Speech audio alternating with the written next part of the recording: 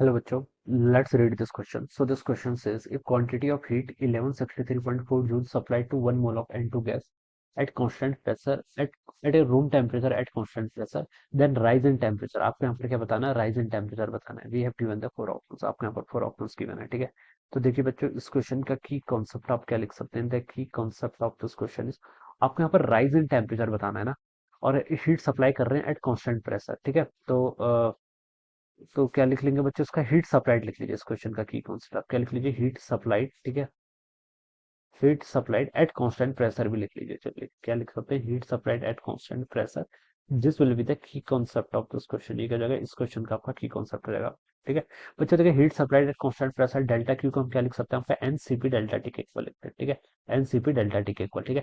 ये कहाँ से आया? देखिए, ये सी की बेसिक डेफिनेशन होती है ना. सी क्या होता है? Specific amount of heat which is required to raise the temperature, ठीक है, by 1 degree of 1 mole of substance, ठीक है. तो ये आपका क्या होता है? मोलर स्पेसिफिक हीट हम ऐसे डिफाइन करते थे ना, तो वही डेफिनेशन को मैंने यहाँ पर यूज कर लिया, ठीक है.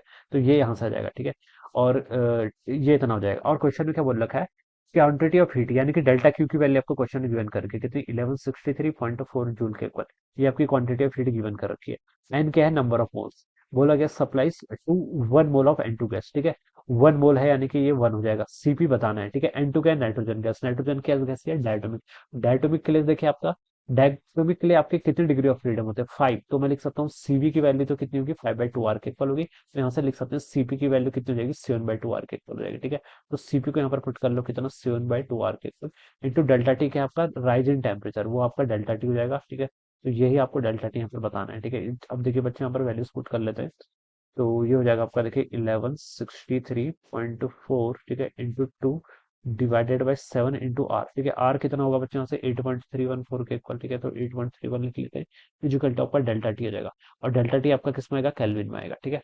अब देखिए, इस टर्म को सॉल्व करेंगे तो ये ऊपर आपका 4 इंटू 2 8 हो जाएगा. 63 दूनी 126, 11 दूनी 22 और 23, 2326.8 हो जाएगा.